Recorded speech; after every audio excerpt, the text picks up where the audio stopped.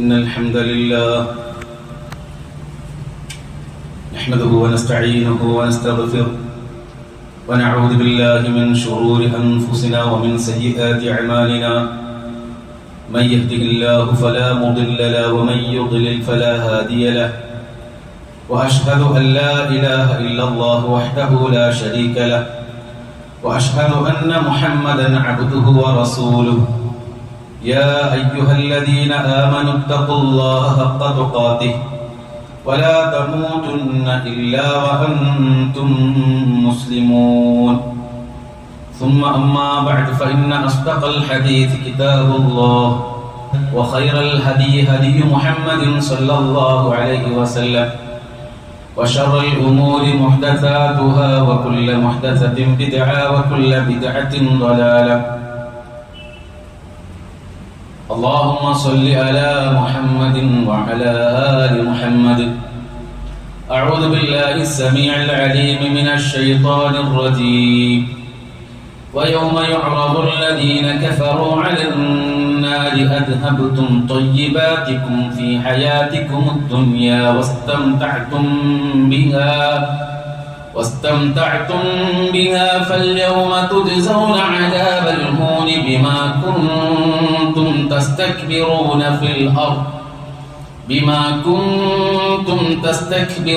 في الأرض بغير الحق وبما كنتم تفسقون اتقوا الله عباد الله പ്രിയമുള്ള സഹോദരങ്ങളെ സഹോദരിമാരെ, സർവ്വലോക രക്ഷിതാവായ സർവാധിനാഥനായ റബ്ബിന്റെ നിയമനിർദ്ദേശങ്ങൾ ജീവിതത്തിലുടനീളം പാലിക്കുവാൻ എന്നോടും നിങ്ങളോടും ആമുഖമായി ഓർമ്മപ്പെടുത്തുകയാണ്, ഉപദേശിക്കുകയാണ്. ജീവിത സാഹചര്യങ്ങൾ എല്ലാവരുടേതും ഒരുപോലെയല്ല. സമ്പത്തിന്റെ ഏറ്റക്കുറച്ചിലുകളൊക്കെ അള്ളാഹു നമുക്ക് നിശ്ചയിച്ചു തന്നതാണ്. പരിശുദ്ധ ഖുർആനിൽ പല സ്ഥലത്തായിട്ട് അള്ളാഹു നമ്മെ ബോധിപ്പിച്ച ഒരു കാര്യമാണ്, ബോധ്യപ്പെടുത്തിയതാണ്.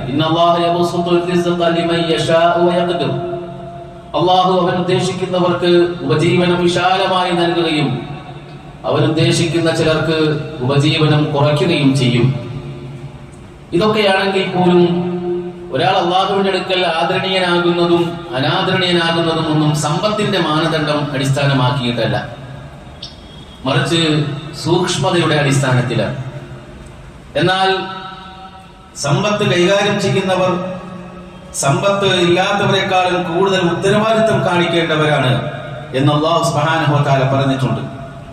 കാരണം നാളെ ഏറ്റവും കൂടുതൽ പ്രതിസന്ധി അനുഭവിക്കുന്നത് സമ്പത്തിന്റെ വിഷയത്തിലായിരിക്കുമെന്ന് അല്ലാഹു സുബ്ഹാനഹു വ തആല പരിശുദ്ധ ഖുർആനിലൂടെയും തിരുനബി സല്ലല്ലാഹു അലൈഹി വസല്ലം അവിടുത്തെ സംസാരങ്ങളിലൂടെയും നടത്തിയ പ്രധാനപ്പെട്ട ഒരു താക്കീതാണ്. സമ്പത്തിനെ അല്ലാഹു ജീവിതത്തിന്റെ സൗന്ദര്യമായിട്ടാണ് വിശേഷിപ്പിച്ചിട്ടുള്ളത്. അൽമാലു വൽ ബനൂന സീനത്തുൽ ഹയാത്തി ദുനിയ, ഭൗതിക ജീവിതത്തിന്റെ അലങ്കാരങ്ങളാണ്, സൗന്ദര്യങ്ങളാണത്. അത് ആ നിലയ്ക്കാണ് നമ്മൾ മനസ്സിലാക്കേണ്ടത്. സമ്പത്ത് അല്ലാഹുവിന്റെ ഔദാര്യമാണ് എന്നാണ് പരിശുദ്ധ ഖുർആൻ നമുക്ക് പറഞ്ഞു തന്നിട്ടുള്ളത്. ഈ ഔദാര്യം അത് കൂടുതൽ അധ്വാനമില്ലാതെ ലഭിക്കുമ്പോഴാണ് അത് ഔദാര്യമായി മാറുന്നത്. ഒരാൾ തന്റെ ആരോഗ്യം നശിപ്പിച്ചും ഉറക്കമൊഴിഞ്ഞും ജീവിതത്തിന്റെ സമാധാനം കളഞ്ഞു കുളിച്ചും അയാളുടെ ജീവിതത്തിന്റെ സിംഹഭാഗവും അല്ലെങ്കിൽ നല്ലൊരു ഭാഗവും പണമുണ്ടാക്കാൻ, പൈസ ഉണ്ടാക്കാൻ വേണ്ടി സമയം മാറ്റിവെച്ചാൽ അതിനെ അല്ലാഹുവിന്റെ ഔദാര്യമായി ലഭിച്ച സമ്പത്താണ് എന്ന് പറയാൻ കഴിയില്ല. അല്ലാഹു സുബ്ഹാനഹു വ തആല ഈ കാര്യം നമ്മെ ഓർമ്മിപ്പിക്കുന്നുണ്ട്. മഹാനായ റസൂലുള്ളാഹി സ്വല്ലല്ലാഹു അലൈഹി വസല്ലം അവിടുന്ന് അംർ ഇബ്നുൽ ആസ് എന്ന സഹാബിക്ക് നൽകുന്ന ഒരു ഉപദേശം കാണാൻ കഴിയും. യാ അംറേ, ഇന്നി ഉരീദു അൻ അബഅതക അലാ ജയ്ഷിൻ ഫയഗ്നിമകല്ലാഹ്, ഞാൻ താങ്കളെ ഒരു സൈന്യത്തിൽ നിയോഗിക്കാൻ പോകുകയാണ്. അതുവഴി താങ്കൾക്ക് അല്ലാഹു സുബ്ഹാനഹു വ തആല ആ സൈനിക നീക്കത്തിൽ നിന്ന് ഒരുപാട് ഗനീമത്ത് സമ്പത്ത് നമുക്ക് തരും. അതിൽ നിന്ന് ഞാൻ താങ്കൾക്ക് കുറച്ച് പൈസ അല്ലെങ്കിൽ കുറച്ച് ധനം ഞാൻ താങ്കൾക്ക് നൽകാം എന്ന് പ്രവാചകൻ പറഞ്ഞു. എനിക്ക് നിങ്ങളെ ഒന്ന് സഹായിക്കണമെന്ന് ആഗ്രഹമുണ്ട്, ഞാൻ നിങ്ങൾക്ക് അത് നൽകുന്നതാണ്. അദ്ദേഹം പറയുകയാണ്, ഇന്നി ലം ഉസ്ലിം റഗ്ബതൻ ഫിൽ മാൽ, അല്ലാഹുവിന്റെ റസൂലേ, ധനം ആഗ്രഹിച്ചുകൊണ്ട് ഞാൻ ഇസ്ലാം സ്വീകരിച്ച വ്യക്തിയല്ല നബിയെ. ഇന്നമാ അസ്ലംതു റഗ്ബതൻ ഫിൽ ഇസ്ലാം. അല്ലാഹുവിന്റെ പരിശുദ്ധ മതത്തോടുള്ള സ്നേഹം കൊണ്ട്, ഈ പരിശുദ്ധ മതത്തെ ഇഷ്ടപ്പെട്ട ഒരു വ്യക്തിയാണ് ഞാൻ, ഇസ്ലാമിനോടുള്ള താല്പര്യം കൊണ്ട് ഞാൻ കടന്നു വന്നതാണ്, സമ്പത്തിന്റെ താല്പര്യം കൊണ്ട് കടന്നു വന്ന ആളല്ല. റസൂൽ പറയുന്നു ഫഅകൂന മഅ റസൂൽ. എന്നിട്ട് അദ്ദേഹം റസൂലുള്ളാഹി സ്വല്ലല്ലാഹു അലൈഹി വസല്ലം പറയുകയാണ്, യാ അംർ, അല്ലാഹുവിന്റെ റസൂൽ പറഞ്ഞു കൊടുക്കുകയാണ്, അംർ ഇബ്നുൽ ആസ്, നിഅമൽ മാലു സ്വാലിഹ് ലിൽ മർഇ സ്വാലിഹ്. ഒരു മുസ്ലിമായ അല്ലെങ്കിൽ ഒരു നല്ലവനായ വ്യക്തിക്ക് ലഭിക്കുന്ന സമ്പത്ത് എന്ന് പറയുന്നത് അത് എത്ര നല്ല സമ്പത്താണ്. ആഗ്രഹിക്കാതെ പടച്ചുറപ്പ് നമുക്ക് ഇങ്ങോട്ട് തരുന്ന ഏതൊരു സമ്പത്തും അത് എത്ര ഖൈറാണ് എന്ന് റസൂലുള്ളാഹി സ്വല്ലല്ലാഹു അലൈഹി വസല്ലം അദ്ദേഹത്തിന് മനസ്സിലാക്കി കൊടുക്കുകയാണ്. സഹോദരങ്ങളെ, സമ്പത്ത് ഒരു മനുഷ്യന് ലഭിക്കുന്നുവെങ്കിൽ അതൊരു നല്ല വ്യക്തിയുടെ, ഒരു മുസ്ലിമിന്റെ കൈകളിൽ അത് എത്തുകയാണെങ്കിൽ, അയാൾ അത് നല്ല കാര്യത്തിന് വേണ്ടി വിനിയോഗിക്കുകയാണെങ്കിൽ അല്ലാഹു സുബ്ഹാനഹു വ തആല അല്ലെങ്കിൽ പരിശുദ്ധ ഇസ്ലാം അത് പ്രോത്സാഹിപ്പിച്ചിട്ടുണ്ട്. എന്നാൽ അതോടൊപ്പം തന്നെ പ്രവാചകൻ പറഞ്ഞൊരു കാര്യം കൂടി കൂട്ടിച്ചേർക്കണം. ഇന്നത്തെ കാലഘട്ടത്തിൽ സമ്പത്തിന് വേണ്ടി മനുഷ്യനെ കൊന്നൊടുക്കുകയും അതുപോലെയുള്ള ക്രൂരകൃത്യങ്ങളെല്ലാം നടത്തുകയും ചെയ്തുകൊണ്ടിരിക്കുമ്പോൾ, പ്രിയപ്പെട്ടവരെ, നമ്മൾ പ്രവാചകൻ പഠിപ്പിച്ച ഈ വാക്കുകൾ കൂടി കേൾക്കണം. അല്ലാഹുവാണ് നിങ്ങൾക്ക് ദാരിദ്ര്യം വരുമെന്നതല്ല എന്റെ ഭയം, ഈ ദുനിയാവ് അല്ലാഹു നിങ്ങൾക്ക് വിശാലമാക്കി തരുന്നതിനെയാണ് ഞാൻ ഭയപ്പെടുന്നത്. യഥാർത്ഥത്തിൽ ആക്ച്വലി ഞാൻ ഭയപ്പെടുന്നത് അതാണ്. നിങ്ങളുടെ പൂർവികരായ തലമുറകൾക്കും അല്ലാഹു സുബ്ഹാനഹു വ തആല ദുനിയാവ് വിശാലമാക്കി കൊടുത്തു. തൊട്ടതെല്ലാം പൊന്നാക്കി ആഡംബരത്തിലും മതിമറന്നും ഒക്കെ ജീവിക്കാൻ ആവശ്യമായ സമ്പത്തിന്റെ മേഖല പടച്ചുറപ്പൊന്ന് തുറന്നു കൊടുത്തപ്പോ അങ്ങനെ ആ പൂർവികർ എന്താ ചെയ്തത്? ഇത് കൂടുതൽ കിട്ടാൻ വേണ്ടി മത്സരിച്ചു. അങ്ങനെ ആ മാത്സര്യം അവരെ നശിപ്പിക്കുന്നതിലേക്ക് കൊണ്ടെത്തിച്ചു. അതുപോലെ നിങ്ങളും സമ്പത്ത് കൂടുതൽ കിട്ടാൻ വേണ്ടിയിട്ട് നിങ്ങൾ മത്സരിക്കും, കിടമത്സരങ്ങൾ നടത്തും, തീവെട്ടിക്കൊള്ള നടത്തും. നിങ്ങൾ മറ്റൊരാളെ ഇടിച്ചു താഴ്ത്താൻ ശ്രമിക്കും. നിങ്ങളുടെ സ്ഥാപനത്തിന്റെ മേലെ മറ്റൊരാളും ഉയരാൻ പാടില്ല എന്ന് വിചാരിച്ചുകൊണ്ട് മറ്റുള്ളവരുടെ എല്ലാ സംവിധാനങ്ങളെ തകർക്കാനുള്ള ശ്രമങ്ങൾ, അസൂയ, വിദ്വേഷം, പക, കുടിപ്പക, കള്ളം, ചതി, വഞ്ചന തുടങ്ങിയിട്ടുള്ള എല്ലാ മേഖലകളിലേക്കും നമ്മുടെ മനസ്സങ്ങനെ അറിയാതെ സഞ്ചരിക്കും. അങ്ങനെ അല്ലാഹു അവരെ നശിപ്പിച്ചതുപോലെ നിങ്ങളെ നശിപ്പിക്കും എന്നതാണ് എന്റെ ഭയം, എന്നതാണ് റസൂലുള്ളാഹി സ്വല്ലല്ലാഹു അലൈഹി വസല്ലമ നമുക്ക് പറഞ്ഞു തന്നിട്ടുള്ളത്. പൂർവ്വകാലത്ത് വിവിധ സമൂഹങ്ങളെ അല്ലാഹു നശിപ്പിച്ചതിന്റെ കാരണം അല്ലാഹു വെളിപ്പെടുത്തുന്നത് പരിശുദ്ധ ഖുർആനിൽ പല സ്ഥലത്തുമുണ്ട്. സൂറത്തുൽ ഇസ്രായിലെ 16-ാമത്തെ വചനത്തിൽ കാണാം, വഇദാ അറദ്നാ അൻ നുഹ്ലിക ഖർയതൻ അമർനാ മുത്രഫീഹാ ഫഫസഖൂ ഫീഹാ ഫഹഖ അലൈഹാൽ ഖൗലു ഫദമ്മർനാഹാ തദ്മീറാ.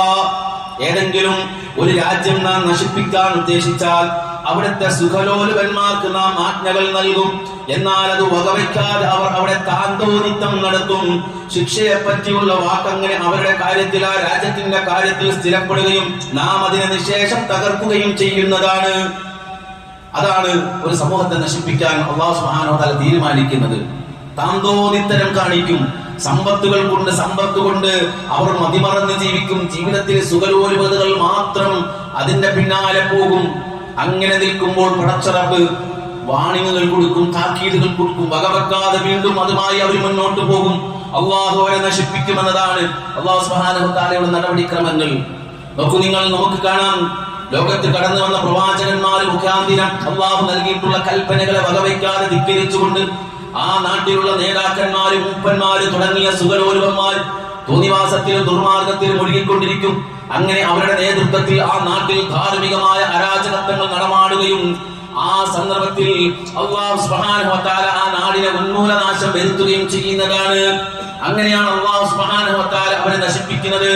അങ്ങനെ സാമ്പത്തിക മേഖലയിൽ നമുക്കറിയാം, ഇന്ന് നമ്മുടെ നാടുകളിലൊക്കെ, പാശ്ചാത്യ ലോകത്തൊക്കെ എന്നോ തുടങ്ങിയതും ഇന്ന് നമ്മുടെ നാടുകളിലൊക്കെ വളരെ വ്യക്തമായി കാണാൻ കഴിയുന്ന, നിർലോഭം ചെയ്യുന്ന ധാർമ്മിക സദാചാര രംഗത്ത് നിന്ന് നമ്മൾ കണ്ടുകൊണ്ടിരിക്കുന്ന എല്ലാ വൃത്തികേടുകളുമെല്ലാം ഈ സമ്പത്തിന്റെ നിർഗളമായ പ്രവാഹമാണ് അതിന്റെ എല്ലാം കാരണം.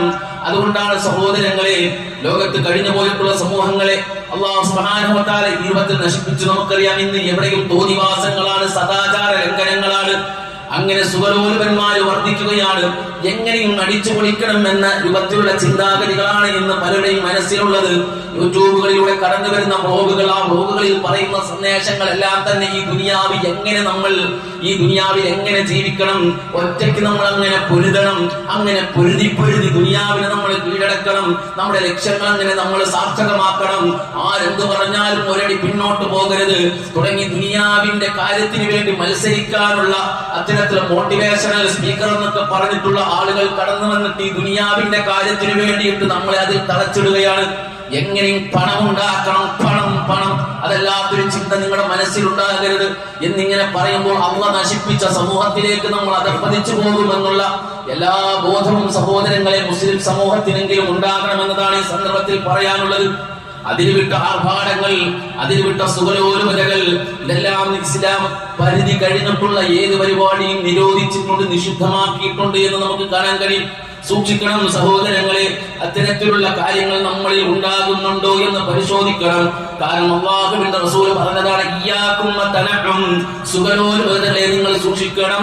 ഫഇന്ന ഇബാദല്ലാഹ് ലൈസൂ ബിൽ മുതനഇമീൻ, അല്ലാഹുവിന്റെ യഥാർത്ഥ അടിയാറുകൾ അവർ സുഖലോലുപന്മാരല്ല, അവർ സുഖലോലുപതയുടെ പിന്നാലെ പോകുന്നവരല്ല. അതാണ് അല്ലാഹുവിന്റെ യഥാർത്ഥ അടിയാറുകളുടെ ഗുണം എന്ന് നബി സല്ലല്ലാഹു അലൈഹി വസല്ലം പറയുന്നത്. ഈ സന്ദർഭത്തിൽ നമ്മൾ മനസ്സിലാക്കണം സഹോദരങ്ങളെ. നോക്കൂ, നിങ്ങൾ മഹാനായ അബ്ദുല്ലാഹി ഇബ്നു ഉമർ റളിയല്ലാഹു അൻഹു പറയുന്ന ഒരു കാര്യമുണ്ട്, ലാ യുസീബു അഹദും മിനദ് ദുനിയ, അല്ലാഹ് ഒരു മനുഷ്യന് ഈ ദുനിയാവിൽ നിന്ന് എന്തെങ്കിലും ഒരു ഓഹരി ലഭിച്ചാൽ ഭൗതികമായി അവന് ലഭിക്കുന്ന ഏതൊരു നേട്ടവും ഇല്ലാ നഖസ മിൻ ദറജാതിഹി ഇൻദല്ലാഹ്, അല്ലാഹുവിന്റെ അടുക്കൽ അവന്റെ ഒരു ദറജ കുറയ്ക്കാതിരിക്കുകയില്ല. ദുനിയാവിൽ അവന് ലഭിക്കുന്ന ഏതൊരു നേട്ടവും അവൻ ആഖിറത്തിൽ റബ്ബിന്റെ അടുക്കലുള്ള ദറജയിൽ ഒരു കുറവ് വരുത്താതിരിക്കുകയില്ല എന്നാണ്. ഇൻകാന അലൈഹി കരീമ, ആ കിട്ടിയ അനുഗ്രഹത്തിൽ, ആ കിട്ടിയ ആ ദുനിയാവിന്റെ നേട്ടത്തിൽ അവനത്ര മാന്യനാണെങ്കിലും, അവനത്ര മാന്യമായിട്ടാണ് ആ കിട്ടിയ കാര്യത്തെ ഉപയോഗിക്കുന്നതെങ്കിലും സഹോദരങ്ങളെ, അവന് ആഖിറത്തിൽ ലഭിക്കാനുള്ള ഒരു ദറജ അല്ലാഹു തആല കുറയ്ക്കാതിരിക്കില്ല എന്നതാണ്. അതുകൊണ്ട് ഈ കാര്യങ്ങൾ നമ്മൾ മനസ്സിലാക്കിക്കൊണ്ട് ജീവിക്കണം സഹോദരങ്ങളെ. നോക്കൂ, നിങ്ങൾ അല്ലാഹുവിന്റെ റസൂൽ സല്ലല്ലാഹു അലൈഹി വസല്ലമ സാമ്പത്തികമായിട്ട് നിങ്ങൾ മെച്ചപ്പെടേണ്ട എന്ന് പറഞ്ഞിട്ടില്ല, പരിശുദ്ധ ഖുർആനും പറഞ്ഞിട്ടില്ല. ഖാറൂനോട് പോലും അല്ലാഹു സുബ്ഹാനഹു വ തആല പറഞ്ഞത് എന്താ? ഖാറൂനെ, നിന്റെ മുഴുവൻ സമ്പത്തും നീ അല്ലാഹുവിന്റെ മാർഗത്തിൽ ചെലവഴിച്ചുകൊണ്ട് നീ ദരിദ്രരാകണമെന്നല്ല, മറിച്ച് ഖാറൂനോട് പോലും പറഞ്ഞത് വലാ തൻസാ നസീബക മിനദ് ദുനിയ, ദുനിയാവിൽ നിനക്ക് കിട്ടേണ്ടുന്ന ഓഹരി നീ മറക്കണ്ട. ദുനിയാവിൽ നിനക്ക് കിട്ടേണ്ടുന്ന ഓഹരി, ദുനിയാവിൽ നിനക്ക് കിട്ടുന്ന ഓഹരികൾ, ആ ഹള്ളുകൾ, അതൊന്നും നീ ഒരിക്കലും വിസ്മരിക്കണ്ട, അതൊന്നും നിനക്ക് പാടില്ലെന്ന് നാം പറയുന്നില്ല. പക്ഷേ സമ്പത്തിന്റെ പേരിൽ നീ മതിമറന്ന് മറ്റുള്ളവരെയൊക്കെ കാണുമ്പോൾ നിന്റെ കണ്ണിൽ അവരെല്ലാവരും നിസ്സാരന്മാരാണെന്നുള്ള തോന്നലുകളൊക്കെ വെച്ച് പുലർത്തിക്കൊണ്ട് ജീവിക്കരുത് എന്നതാണ്. നമുക്കറിയാം, സാമ്പത്തികമായി വലിയ ഒരു പ്രതീക്ഷയില്ലാതെ ജീവിക്കുന്ന ആളുകളെ സംബന്ധിച്ചിടത്തോളം റസൂലുള്ളാഹി സ്വല്ലല്ലാഹു അലൈഹി വസല്ലം അവരെല്ലാവരെയും വളരെ സന്തോഷത്തോടുകൂടി സ്വർഗത്തിൽ അവർക്കുള്ള സ്ഥാനത്തെ കുറിച്ച് പറഞ്ഞിട്ടുണ്ട്. സമ്പത്തില്ലാത്തത് ഒരു മനുഷ്യന്റെ കുറവല്ല, അല്ലാഹു സുബ്ഹാനഹു വ തആല ആ ഔദാര്യം നൽകിയില്ലെന്ന് കരുതിയാൽ മതി. ഇന്നല്ലാഹ യബ്സുത്തു റിസ്ഖ ലിമൻ യശാഉ വ യഖ്ദിർ, അല്ലാഹു ചിലർക്ക് വിശാലമായി കൊടുക്കും, ചിലർക്ക് അല്ലാഹു ചുരുക്കി കൊടുക്കും. അത് റബ്ബിന്റെ ഖദറാണ്. നിനക്കത് കിട്ടിയില്ലെങ്കിൽ, നീ ഒരു പാവപ്പെട്ടവനാണെങ്കിൽ, നിനക്ക് ഈ പറഞ്ഞതുപോലെയുള്ള സൗകര്യങ്ങളൊന്നും അനുഭവിക്കാൻ കഴിയുന്നില്ലെങ്കിൽ നീ മനസ്സിലാക്കിക്കോ, അല്ലാഹുവിന്റെ റസൂൽ ഒരിക്കലതാ പള്ളിയിലേക്ക് പ്രവേശിക്കുകയാണ്. മഹാനായ അബ്ദുല്ലാഹി ഇബ്നു അംർ റളിയല്ലാഹു പറയുകയാണ്, ബൈന അന ഖാഇദുൻ ഫിൽ മസ്ജിദി വഹൽഖത്തുൻ മിൻ ഫുഖറാഇൽ മുഹാജിരീന ഖുഊദുൻ, മുഹാജിറുകളിൽപ്പെട്ട ഒരു സംഘം സാധുക്കളായ സ്വഹാബികളുമുണ്ട് പള്ളിയിൽ. النبي صلى الله عليه وسلم دخل النبي صلى الله عليه وسلم فقعد اليهم, ആ കൂട്ടത്തിലേക്ക് പ്രവാചകൻ വന്നിരുന്നു. فقمت اليهم, ഞാനും അവരുടെ കൂട്ടത്തിലേക്ക് ചെന്നിരുന്നു എന്ന് അബ്ദുല്ലാഹി ഇബ്നു അംർ റളിയല്ലാഹു അൻഹു പറയുകയാണ്. എന്നിട്ട് അല്ലാഹുവിന്റെ റസൂൽ അവരോട് യുബശ്ശിറ ഫുഖറാഉൽ മുഹാജിരീന ബിമാ യസുറു വജൂഹുഹും, ആ അവരുടെ മുഖത്തെ ആ സങ്കടങ്ങളൊക്കെ മാറ്റാൻ, അവരുടെ ഹൃദയത്തിൽ ഒരു സന്തോഷം വരാൻ വേണ്ടിയിട്ട് പ്രവാചകൻ അവരോട് പറഞ്ഞു കൊടുക്കുകയാണ്.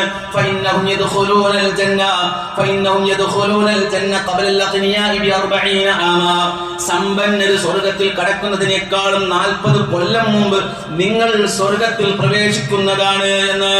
ഈ സന്ദർഭത്തിൽ മഹാനായ അബ്ദുല്ലാഹ് ഇബ്നു അംർ ഇബ്നുൽ ആസ് പറയുന്നു, ഫലഖദ് റഅയ്തു അൽവാനഹും അസ്ഫറത്. ഞാൻ നോക്കുമ്പോൾ അത് കേട്ടുക പാവപ്പെട്ട മുഹാജിറുകളായ സ്വഹാബിമാരുടെ തൊലിയിലേക്ക്, സ്കിന്നിലേക്ക് ഞാൻ നോക്കുമ്പോൾ രോമാഞ്ചം കൊള്ളുകയാണ് അവരത് കേട്ടിട്ട് രോമാഞ്ചം കൊള്ളുകയാണ്. എന്നിട്ട് ഇദ്ദേഹം പറയുകയാണ്, ഞാൻ ആഗ്രഹിച്ചു പോയി ഞാനും അവരുടെ കൂട്ടത്തിലെ ഒരു സാധുവായ സമ്പന്നനല്ലാത്ത ദരിദ്രനായ ഒരു വ്യക്തിയായിരുന്നെങ്കിൽ എന്ന് ഞാൻ ആഗ്രഹിച്ചു പോയി. കാരണം എന്താ, സ്വർഗത്തിൽ ഇങ്ങനെ ഒരു സ്ഥാനം അവർക്കുണ്ട് എന്ന് പറഞ്ഞപ്പോ അത്രമാത്രമാണ് സഹോദരങ്ങളെ. ഇതുപോലെ മറ്റു ഹദീസുകൾ കാണാൻ കഴിയും. അല്ലാഹുവിന്റെ റസൂൽ പറഞ്ഞിട്ടുണ്ട് അവരോട്, അതേ സമ്പന്നരെക്കാളും സ്വർഗത്തിൽ 1/2 ദിവസം മുമ്പ് സ്വർഗത്തിൽ കിടക്കും. 500 ആം അഥവാ 500 വർഷം മുമ്പ്. ദുനിയാവിലെ 500 വർഷവും സ്വർഗത്തിലെ 1/2 ദിവസവും കണക്കാണ്, അല്ലെങ്കിൽ ആഖിറത്തിലെ 1/2 ദിവസവും ഒരേപോലെയാണ്. അപ്പൊ അതുകൊണ്ട് റസൂലുള്ളാഹി സ്വല്ലല്ലാഹു അലൈഹി വസല്ലമ ഈ രൂപത്തിൽ പറഞ്ഞിട്ടുണ്ട്. അതുകൊണ്ട് മൊത്തത്തിൽ നമുക്ക് പറയാനുള്ളത്, സമ്പത്തുള്ളവരാണെങ്കിലും ഇനി ഉള്ളവരോട് മത്സരിക്കാൻ വേണ്ടിയിട്ട് ഇല്ലാത്തത് ഉണ്ടാക്കിയെടുക്കാൻ ശ്രമിക്കുന്നവരാണെങ്കിലും എല്ലാവരോടും പറയാനുള്ളത് പ്രവാചകൻ പറഞ്ഞു, മൻ തറകൽ ലിബാസ തവാദുഅൻ ലില്ലാഹ് വഹുവ യഖ്ദിറു അലൈഹി ദഅാഹു അല്ലാഹു യൗമൽ ഖിയാമത്തി അലാ റൂസിൽ ഖലായിഖ് ഹത്താ യുഖയ്യിറഹു മിൻ അയ്യി ഹുലലിൽ ഈമാൻ ശാഅ യൽബസുഹാ. പ്രവാചകൻ പറയുകയാണ്, ഒരാൾ അല്ലാഹുവിന് വേണ്ടി വസ്ത്രധാരണത്തിനും മറ്റുമൊക്കെ വിനയം കാണിച്ചാൽ, നല്ല കൂടിയ ബ്രാൻഡ് ഉൽപ്പന്നങ്ങളൊക്കെ വാങ്ങി ധരിക്കാനുള്ള എല്ലാ സാമ്പത്തികമായ ശേഷിയും അവനുണ്ട്. പക്ഷേ അവൻ ആലോചിക്കുകയാണ്, ഞാൻ ഇങ്ങനെ എല്ലാം ബ്രാൻഡ് ഉൽപ്പന്നങ്ങളൊക്കെ വാങ്ങിച്ച് വലിയ പൈസ കൊടുത്തിട്ട് ഇങ്ങനെയൊക്കെ വാങ്ങിച്ച് ധരിച്ചാൽ ഞാൻ അഹങ്കാരിയാകും. അതുകൊണ്ട് വിനയാന്യതനായി ജീവിക്കണമെന്ന് വിചാരിച്ചുകൊണ്ട് ഒരാൾ ആ രൂപത്തിൽ ജീവിച്ചാൽ അയാൾക്ക് കഴിയും, സാമ്പത്തികമായ ശേഷിയുണ്ട്. പക്ഷേ എങ്കിലും അയാൾ വിനയം കൊണ്ടത് ഒഴിവാക്കിയാൽ പരലോകത്ത് വെച്ച് അല്ലാഹു സൃഷ്ടിചരാചരങ്ങളുടെ എല്ലാവരുടെയും കൺമുന്നിൽ കോടിക്കണക്കിന് മനുഷ്യരുടെ കൺമുന്നിൽ അല്ലാഹു അദ്ദേഹത്തെ വിളിപ്പിക്കുമെന്നാണ്. എന്നിട്ടോ ഹത്താ യുഖയ്യിറഹു മിൻ അയ്യി ഹുലലിൽ ഈമാൻ ശാഅ യൽബസുഹാ. എന്നിട്ട് അല്ലാഹു സുബ്ഹാനഹു വ തആല ഈമാനിന്റെ തിരുവസ്ത്രങ്ങളിൽ നിന്ന് ഇഷ്ടമുള്ളത് തിരഞ്ഞെടുത്ത് ധരിക്കാനുള്ള ഒരു ചോയ്സ് അവന് കൊടുക്കുന്നതാണ്. മനസ്സിലായില്ലേ? പരലോകത്തുള്ള ആദരവിനെ കുറിച്ച് പറയുകയാണ്. സഹോദരങ്ങളെ, ഇതൊന്നും വെറുതെ പറയുന്നതല്ല. അതുകൊണ്ട് അല്ലാഹുവിന് വേണ്ടിയിട്ട് വിനയാന്വിതരായി നമ്മൾ ജീവിക്കണം എന്നതാണ് ഈ സന്ദർഭത്തിൽ പറയാനുള്ളത്. മഹാന്മാരായ സ്വഹാബികളൊക്കെ ജീവിച്ചത്, അവർ ജീവിച്ച് കാണിച്ചു തന്നത് ഒക്കെയും നമുക്ക് എല്ലാവർക്കും അറിയാവുന്നതാണ്. ലോകത്തിന്റെ പ്രവാചകൻ സല്ലല്ലാഹു അലൈഹി വസല്ലമയുടെ ജീവിതം അത് നമുക്ക് വരച്ചു കാണിച്ചു തരുന്നുണ്ട്. സമ്പത്ത് എന്നുള്ളത് തീരെ ഉപയോഗിക്കാൻ പാടില്ല എന്നതല്ല, മറിച്ച് അതെല്ലാം ആർഭാടത്തിനും സുഖലോലുപതകൾക്കും വേണ്ടിയിട്ടാകരുത് എന്നതാണ്. കല്യാണങ്ങളൊക്കെ കണ്ടില്ലേ നമ്മുടെ നാട്ടിലൊക്കെ? ഇപ്പൊ എല്ലാ ദിവസവും കല്യാണം ഫിക്സ് ചെയ്ത് കഴിഞ്ഞാൽ പിന്നെ അന്ന് മുതൽ കല്യാണം ഡേറ്റ് എടുത്ത് അതേ ദിവസം വരെയും കല്യാണങ്ങൾ തന്നെയാണ്, ഓരോ പേര് പറഞ്ഞിട്ട് അല്ലെ. ഇന്നലെ ഇപ്പൊ ഒരു കുട്ടി പറഞ്ഞു കേട്ടു, ബ്ലൂ ബ്രൈഡ് ഉണ്ടായിരുന്നു. എന്താ ഈ ബ്ലൂ ബ്രൈഡ് എന്ന് ഞാനിങ്ങനെ ആലോചിച്ചു പോയി. അപ്പൊ അങ്ങനെയാണ് ഇപ്പൊ നീല കല്യാണം, മനസ്സിലായില്ലേ? പിന്നെ അതുപോലെ ഫോട്ടോ സെഷൻ, പ്രീ വെഡിങ് എന്നൊക്കെ പറഞ്ഞിട്ട് കല്യാണത്തിന് മുമ്പ് ഫോട്ടോ എടുക്കാൻ വേണ്ടിയിട്ട് കൊണ്ടുപോവുക, സ്റ്റുഡിയോയിൽ കൊണ്ടുപോവുക, പ്രത്യേക ടൂറിസ്റ്റ് ഡെസ്റ്റിനേഷനിൽ കൊണ്ടുപോയിട്ട് ചാഞ്ഞും ചരിഞ്ഞും ഒക്കെ ഫോട്ടോ എടുക്കുക. അങ്ങനെ ലോകത്തുള്ള ആളുകൾ കാണാൻ പാടില്ലാത്ത രംഗങ്ങളൊക്കെ ജനങ്ങൾക്ക് ഇങ്ങനെ തുറന്നിട്ട് കാണിച്ചു കൊടുക്കുക. അതാ ഇങ്ങനെയൊക്കെയാണ് ഫോട്ടോ എടുക്കേണ്ടത്, ക്യാമറമാൻ പറയുന്നതിനനുസരിച്ച് പോസ് ചെയ്യുക, ബെഡ്റൂമിൽ കാണിക്കേണ്ടുന്ന കാര്യങ്ങളൊക്കെ പരസ്യമായിട്ട് കാണിക്കുക, ചുംബിക്കുക, മണക്കുക, മുത്തുക, എന്തൊക്കെയാണോ ചെയ്യാൻ പറ്റുന്നത് അതെല്ലാം. മഞ്ഞക്കല്യാണങ്ങൾ, അതുപോലെ ഹൽദി വൽദി എന്നൊക്കെ പറഞ്ഞ് ഓരോ പേരുകൾ ഇട്ടിട്ട് അവസാനം പിന്നെ എല്ലാത്തിനും കൂടി ഒരു കലാശക്കൊത്ത് കല്യാണം. ഇതൊക്കെയാണ് ഈ സമുദായത്തിൽ നടക്കുന്നത്. ഇന്ന് നിങ്ങൾ പത്രം വായിച്ചാൽ, ഇന്ന് നിങ്ങൾ വായിച്ചിട്ടുണ്ടാകുമെന്നാണ് ഞാൻ മനസ്സിലാക്കുന്നത്. എന്താണ്? കല്യാണ വീട്ടിൽ കൂട്ടയടിയായി. വരന്റെ കൂടെ വന്ന ചെറുപ്പക്കാരി പിള്ളേര് പടക്കം പൊട്ടിക്കണം എന്നൊരു വാശി. എവിടാ? വടക്കൊരു സ്ഥലത്താണ്, ഞാൻ പേര് പെട്ടെന്ന് ഓർക്കുന്നില്ല. പടക്കം പൊട്ടിക്കണം എന്നാണ്. വധുവിന്റെ വീട്ടുകാർ തടഞ്ഞു, അടിയായി, കൂട്ടയടിയായി. ആരോ മൊബൈലിലെടുത്തു, കണ്ടില്ലേ ഈ സമുദായത്തിന് നാണക്കേടുണ്ടാക്കുന്നെന്ന് പറഞ്ഞിട്ട് ആരോ അതെടുത്ത് പോസ്റ്റ് ചെയ്തിട്ടുണ്ട്. ഇന്ന് ഞാൻ എവിടെയോ ഒരു ഓൺലൈൻ ന്യൂസിൽ എവിടെയോ കണ്ടതാണ്, അല്ലെങ്കിൽ വാട്സപ്പിൽ മറ്റോ വന്നതാണ്. സഹോദരങ്ങളെ, കുളത്തൂർ എന്ന് പറയുന്ന സ്ഥലം, കുളത്തൂർ ഞാൻ മനസ്സിലാക്കുന്നത് മലപ്പുറത്താണ്. അല്ലാഹു തആല അലം. ഏതായാലും ഇതൊക്കെയാണ് ഈ സമുദായത്തിന്റെ അവസ്ഥകൾ. ഇതൊക്കെ കൊണ്ട് എന്ത് ചെയ്യണമെന്നറിയാതെ ഇങ്ങനെ നിൽക്കുകയാണ്. ഈ പൈസ എല്ലാം നമ്മളെ കൊണ്ട് അപ്പൊ ഒറ്റ അടിക്കന്ന് തീർക്കാന്നുള്ളതാണ്. ഈ അഹങ്കാരത്തിനൊന്നും പടച്ചുറപ്പ് കാണുന്നില്ല എന്ന് ആരും വിചാരിക്കേണ്ടതില്ല. ഇതെല്ലാം പടച്ചുറപ്പ് വ്യക്തമായി കാണുന്നുണ്ട് എന്ന ബോധത്തോട് നമ്മൾ ജീവിക്കണം. അല്ലാഹുവിന്റെ റസൂൽ സല്ലല്ലാഹു അലൈഹി വസല്ലമ അവിടുത്തെ ജീവിതത്തെ കുറിച്ച് നമുക്ക് കാണാൻ കഴിയും. ലോകത്തിന്റെ പ്രവാചകൻ സല്ലല്ലാഹു അലൈഹി വസല്ലമയെ കുറിച്ച് ആയിഷ തന്നെ പറയാണ്, മാ ശബിഹ ആല മുഹമ്മദിൻ സല്ലല്ലാഹു അലൈഹി മിൻ ഖുബ്സിൻ ശഈരി യൗമൈനി മുതതാബിഐനി. മുഹമ്മദ് നബിയോ അദ്ദേഹത്തിന്റെ കുടുംബങ്ങളോ എന്ന് വെച്ചാൽ ഭാര്യമാരടങ്ങുന്ന ആളുകളോ 2 ദിവസത്തിൽ കൂടുതൽ തുടർച്ചയായി 2 ദിവസത്തിൽ കൂടുതൽ റൊട്ടിയോ ഗോതമ്പിന്റെ മാവ് കൊണ്ടുണ്ടാക്കിയോ പലഹാരങ്ങൾ കഴിച്ചിട്ടില്ല. 2 ദിവസം അടുപ്പിച്ച് കഴിച്ചിട്ടില്ല, കഴിക്കാൻ കിട്ടിയിട്ടില്ല. അങ്ങനെയായിരുന്നു ഞങ്ങൾ കഴിഞ്ഞിരുന്നതെന്നാണ് ആയിഷ റളിയല്ലാഹു അൻഹ പറയുന്നത്. ഹത്താ ഖുബിള, അല്ലാഹുവിന്റെ റസൂൽ വഫാത്താകുന്നത് വരെയും അങ്ങനെയാണ്. അങ്ങനെ തന്നെയാണ് കാലി വയറുമായിട്ടാ ലോകത്തിന്റെ പ്രവാചകൻ വഫാത്താകുന്നത് എന്നുവരെ ആയിഷ റളിയല്ലാഹു അൻഹ പറയുന്നത് സഹോദരങ്ങളെ നമുക്ക് കാണാൻ സാധിക്കും. നബിയുടെ മുമ്പിൽ വന്നിട്ട് ഒരാൾ നല്ല ശബ്ദത്തിൽ ഏമ്പക്കം വിട്ടു. പ്രവാചകൻ പറഞ്ഞു, കുഫ്ഫാന ജുശാഅക, നിന്റെ ഏമ്പക്കം നീ ഒന്ന് തടഞ്ഞു വെക്ക്. ഫഇന്ന അക്തറഹും ശബഅ ഫിദ്ദുനിയ അത്വലഹും ജൂഅൻ യൗമൽ ഖിയാമ. ദുനിയാവിൽ വയറ് നിറച്ച് കഴിച്ചവരാണ് ആഖിറത്തിൽ ഏറ്റവും കൂടുതൽ കാലം വിശക്കേണ്ടി വരിക എന്ന് പ്രവാചകൻ പറഞ്ഞു. ആഖിറത്തിൽ ഏറ്റവും കൂടുതൽ വിശപ്പ് സഹിക്കേണ്ടി വരിക ദുനിയാവിൽ ഏറ്റവും കൂടുതൽ വയർ നിറച്ചവരാണ്. അതുകൊണ്ട് സഹോദരങ്ങളെ, നമ്മളൊക്കെ നമ്മളെക്കുറിച്ച് ചിന്തിക്കുക. നമ്മൾ ഈ ലോകത്ത് ജീവിക്കുമ്പോൾ അല്ലാഹു നമുക്ക് നൽകിയ അനുഗ്രഹങ്ങളെ കുറിച്ച് നമ്മൾ തിരിച്ചറിയുക. മറ്റുള്ളവരെ കുറിച്ചും കൂടി നമ്മൾ ആലോചിക്കുക. അല്ലാഹു സുബ്ഹാനഹു വ തആല നമുക്ക് ഖൈർ പ്രദാനം ചെയ്യുമാറാകട്ടെ.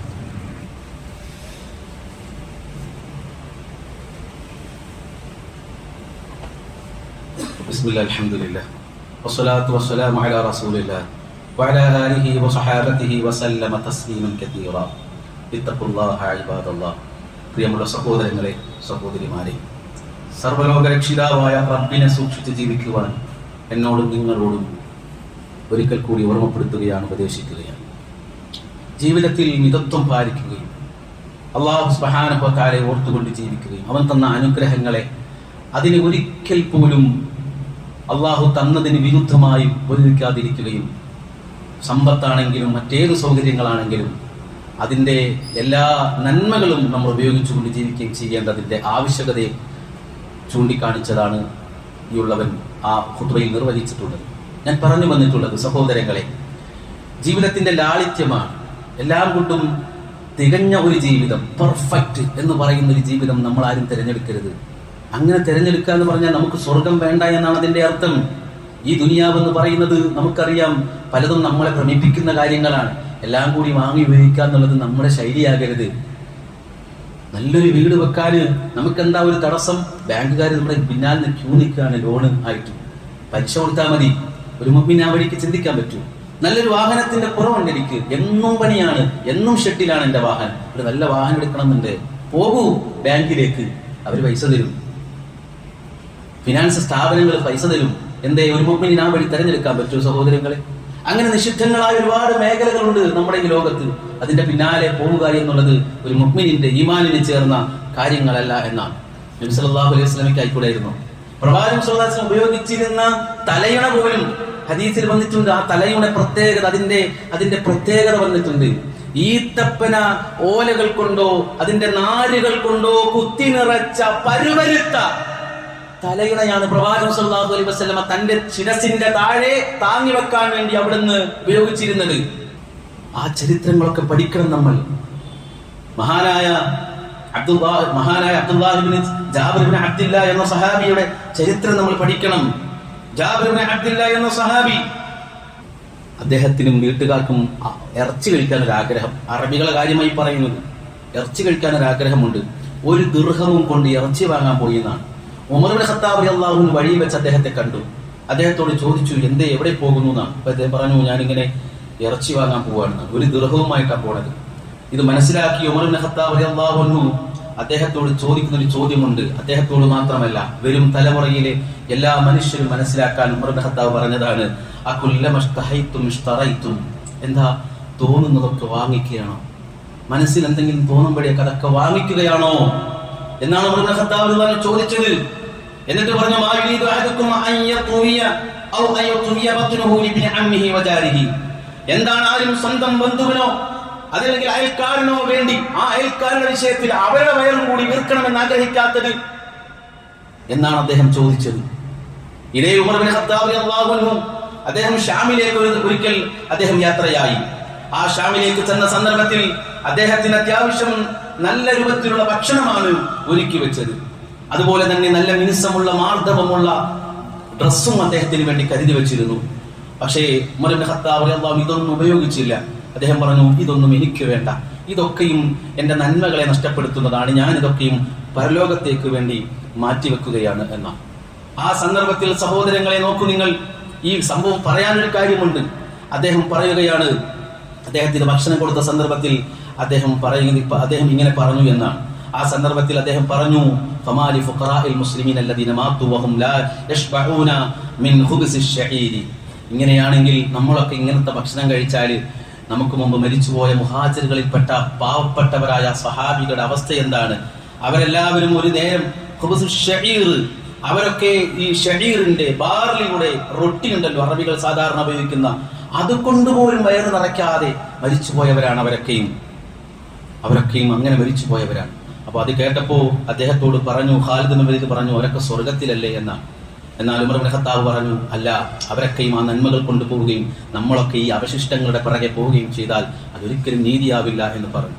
ഈ ഏത് ആയത്തിന്റെ അടിസ്ഥാനത്തിലാണെന്ന് അറിയുമോ അദ്ദേഹം പറഞ്ഞത്? സഹോദരങ്ങളെ, പരിശുദ്ധ ഖുർആനിലെ 46-ാം അധ്യായം സൂറത്തുൽ അഹ്ഖാഫിലെ 20-ാമത്തെ വചനത്തിന്റെ വിശദീകരണത്തിൽ ഇത് കാണാം. എന്താണ് ആ വചനം? ഐഹിക ജീവിതത്തിൽ നിങ്ങളുടെ നല്ല വസ്തുക്കളെല്ലാം നിങ്ങൾ പാഴാക്കി കളയുകയും നിങ്ങൾ അവരോട് അനുഭവിക്കുകയും ചെയ്തു എന്ന് പരലോകത്ത് വരുന്ന സത്യനിഷേധികളോട് പറയുന്ന ഈ ആയത്ത് വെച്ചിട്ടാണ് അദ്ദേഹം പറഞ്ഞത്. ഇങ്ങനെ നമ്മളും അതേ രൂപത്തിലാകാൻ പാടില്ല എന്ന് അവരോട് പറഞ്ഞു എന്നാണ്. ഈ സന്ദർഭത്തിൽ മഹാനായ അബൂ ജഅഫർ ത്വബരി, ഇമാം ത്വബരി റഹിമഹുല്ലാഹ് പറയുന്ന ഒരു കാര്യമുണ്ട്. അദ്ദേഹം പറഞ്ഞു, ഫീമാ അറാഅനാ ബിൽ ജന്ന ലഖദ് ബായനൂനാ ബൗനൻ ബഈദ. നമ്മളൊക്കെ വിചാരിച്ചത് നമ്മളൊക്കെ സ്വർഗത്തിലായിരിക്കുമെന്നാണ്. പക്ഷേ ഉമർ നമ്മളെ സ്വർഗത്തിന്റെ പ്രതീക്ഷകൾ ഒരുപാട് അകറ്റിക്കളഞ്ഞു. സഹോദരങ്ങളെ, നമ്മൾ ഇപ്പോഴും നമ്മുടെ വീട്ടിന്റെ ടൈൽസ് മാറ്റിയിട്ടില്ല എന്നുള്ള സങ്കടവും പറഞ്ഞിരിക്കുകയാണ്. 2 മാസമായിട്ട് എന്റെ കുഞ്ഞുങ്ങൾക്ക് ഡ്രസ്സ് എടുത്തു കൊടുത്തിട്ടില്ല എന്ന സങ്കടവും പറഞ്ഞിരിക്കുകയാണ്. മദീനത്തെ പള്ളിയിൽ മഴ പെയ്തു കഴിഞ്ഞാൽ ഞങ്ങളെ ചെമ്മരിയാടിന്റെ ദുർഗന്ധമാണ് ഞങ്ങൾക്ക് ഓരോരുത്തർക്കും ഉണ്ടാകുന്നതെന്നാണ് സഹാബിമാര് പറഞ്ഞിട്ടുള്ളത്. ചെമ്മരിയാടിന് മണക്കുന്നത് പോലെ നാറ്റം മദീനത്തെ പള്ളിയിൽ ഉണ്ടാകും മഴ പെയ്താല്. എന്തേ കാരണം? ചെമ്മരിയാടിന്റെ വില കുറഞ്ഞ രോമങ്ങൾ കൊണ്ടാ ഞങ്ങൾ കുപ്പായ തുന്നിയിട്ടത്. അതിന്റെ സ്മെല്ല് പള്ളിയിലുണ്ടാകും. നമ്മളെ കുറിച്ച് ആലോചിച്ച് നോക്കണം. നമ്മൾ ദുനിയാവിന്റെ സ്വർഗത്തിലാണ്, നമ്മൾ ദുനിയാവിന്റെ ജന്നാത്തുൽ ഫിർദൗസിൽ ഇപ്പോഴേ നമ്മൾ കയറിയിട്ടുണ്ട്. നമ്മൾ എന്നിട്ട് ആഖിറത്തിലെ ജന്നാത്തുൽ ഫിർദൗസ് എന്ന് ചോദിച്ച് നടക്കുകയാണ്. അതുകൊണ്ട് സഹോദരങ്ങളെ, അള്ളാഹു തന്ന നിഅമത്തുകളൊന്നും നമ്മൾ വിസ്മരിക്കരുത്, മതിമറക്കരുത്. പടച്ചുറപ്പിന് ഇഷ്ടമില്ലാത്ത ഭാഗങ്ങളിലേക്ക് നമ്മൾ ചിന്തിക്കരുത്. അള്ളാഹു നമ്മെ അനുഗ്രഹിക്കുമാറാകട്ടെ, തെറ്റുകൾ പുറത്തു മാപ്പാക്കി തരുമാറാകട്ടെ. റഹ്മാനായ റബ്ബേ, ഞങ്ങളുടെ അവിവേകങ്ങൾ നീ പുറത്തു തരയണമേ റബ്ബേ, കരുണ കാണിക്കണേ റഹ്മാനെ. അള്ളാഹുവേ, ഞങ്ങൾക്ക് നീ എല്ലാവിധ ഖൈറും ബറക്കത്തും തരയണമേ റബ്ബേ.